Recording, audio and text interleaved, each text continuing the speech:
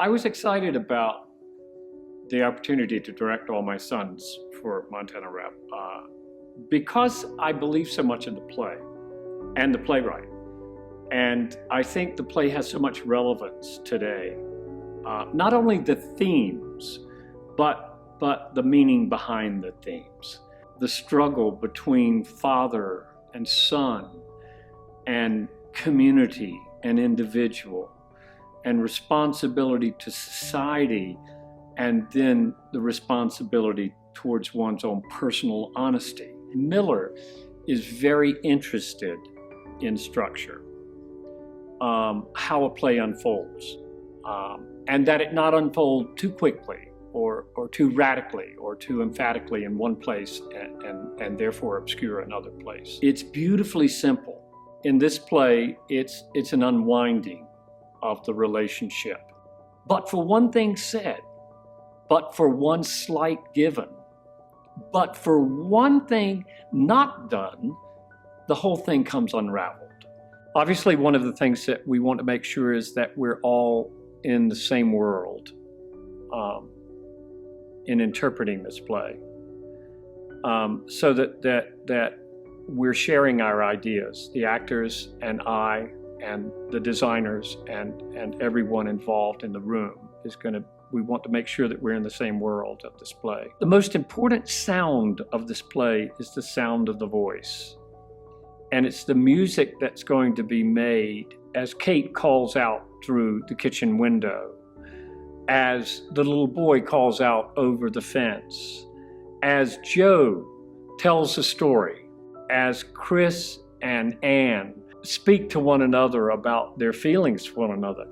That's the sound that's the most important. And what I will be trying to do is I want to try to hear first what the sound is that the actor hears, and then we work together to explore what sound Miller was creating, how a sentence ends, what word he chooses to end a long speech with. That's the sound, and that's what's so important. My key word in that first rehearsal and until we get audiences coming in is it's going to be a time of exploration.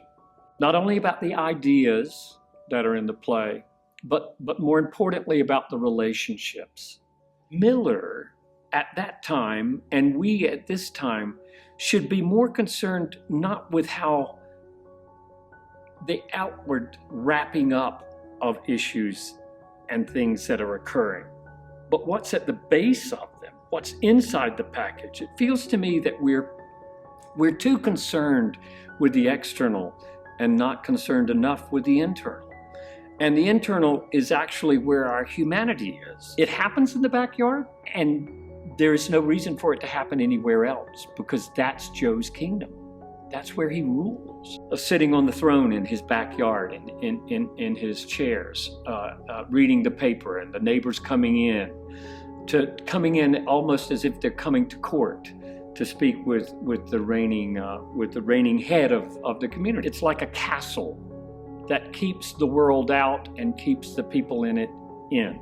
That role of being the father has obscured Joe's role of being honest to himself. The honesty has to be to oneself before it can be to the community. And then likewise, it has to be to oneself in order that it can be responsibly so to the rest of society. None of these characters are doing anything except the best they can in the circumstances.